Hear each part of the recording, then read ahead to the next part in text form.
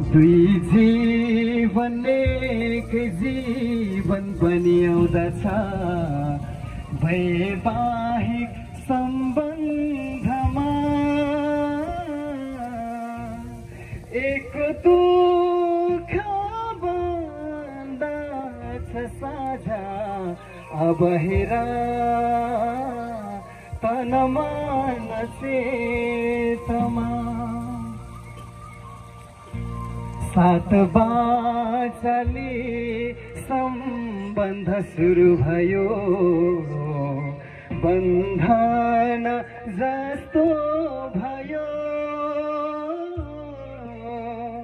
तर प्रेम भावको सम्बन्ध हो भने स्वतन्त्र दिन आयो तर प्रेम भावले बहने हो भने सहजको दिन आयो। यही सात बाचाको विषयमा हामीलाई इन्लाइटन गराउन खोजेको छ यो एउटा श्लोकले। म विशेष गरेर बेहुला राजा रानीलाई पनि सुनिदिने आग्रह गर्दै हजुरहरूले पनि त्यहाँबाट सुनिदिनुका लागि म आग्रह गर्छु। हामी कोहीजना विवाह बन्धनमा अब बाँधिन लागिरहेका हौँ, त्यो यहाँको सायद कतिजनाको प्लान पनि होला होइन, मलाई त्यस्तो लाग्दैछ। र कतिजनाले विवाह गरिसक्नु भएको छ अलरेडी, र त्यो विवाहलाई पनि कसरी, त्यो सम्बन्धलाई पनि कसरी अझ मजबुत बनाउन सकिन्छ। सम्बन्धहरू बिग्रिन्छ नि कहिलेकाहीँ, ठट्टाठुट्टो हामी गर्छौँ, लडाइँ झगडाहरू हुन्छ। के कमजोरी छ त, कुन कमजोरीको कारणले गर्दा हाम्रो सम्बन्ध बिग्रिँदैछ, कुन कमजोरीको कारणले गर्दा हाम्रो रिलेसनहरू बिग्रिँदैछ, त्यतातिर हजुरले कम्पेयर गर्न सक्नुहुन्छ। विवाह भनेको के रहेछ त? प्रेमवाद दर्शन अनुसार दुई जीवन एकै जीवन बनि आउँदछ वैवाहिक सम्बन्धमा। वैवाहिक सम्बन्ध भनेको यस्तो सम्बन्ध हो दुईवटा जीवन चाहिँ एउटै जीवन बनिजान्छ। छोटकरीमा म भन्दैछु, एकको दुःख बन्दछ साझा अब हेर तन मन चेतनामा।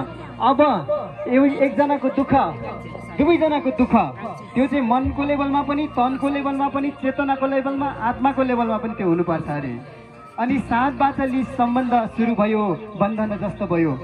कतिजनाले सोच्नुहुन्छ होला यो बाचा गराउँदा त एक खालको त बन्धन जस्तो भएन र है, त्यो बन्धनमा बाँधिएको जस्तो भएन र, खोइ त स्वतन्त्र भन्ने कुरा आउँछ। तर त्यस्तो होइन, त्यस्तो होइन। किनभने यो प्रेमले गरिएको बन्धन, प्रेमले जोडिएको बन्धन हो। त्यस कारणले गर्दा प्रेमले यदि कुनै कुरा गरिएको छ भने, प्रेम भावनाले यदि त्यो सम्बन्ध जोडिएको छ भने त्यो सम्बन्ध कहिले पनि बन्धन हुन सक्दैन, त्यो स्वतन्त्र हुन्छ। यसरी नै हामीले ज्ञान दिएको छ। तर प्रेम भावको सम्बन्ध भने अब स्वतन्त्रको दिन आयो, बन्धन होइन। तर अबको दिनदेखि उता चाहिँ के आएछ, स्वतन्त्रताको दिन आएछ। अनि यदि प्रेम भावले बहने हो भने, प्रेम भावले जिउने हो भने चाहिँ अबको दिन चाहिँ सहजताको दिन हो। तर प्रेमले चल्नुपर्छ। यदि त्यहाँनिर प्रेमले चलिएन भने त्यो अप्ठ्यारो पनि हुन सक्छ। त्यस कारणले गर्दा अब बेहुला बेहुलीले आजको दिनदेखि प्रेमले चलिदिनुको लागि, अगाडि बढिदिनुको लागि म अनुरोध गर्छु। र अब छोटो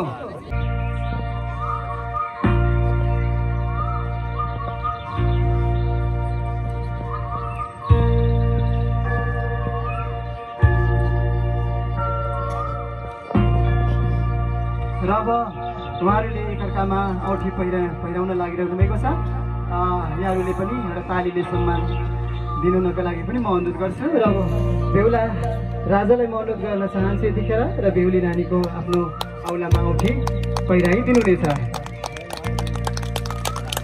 सबैले तालीले स्वागत सम्मान हामी गर्नेछौँ यतिखेर।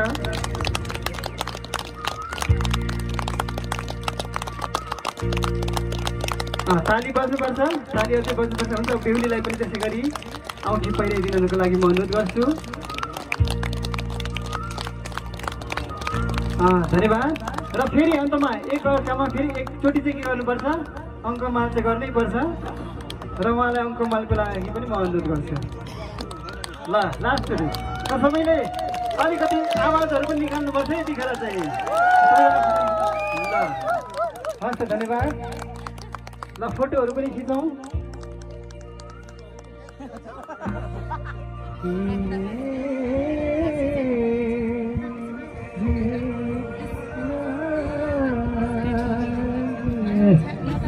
मुरारी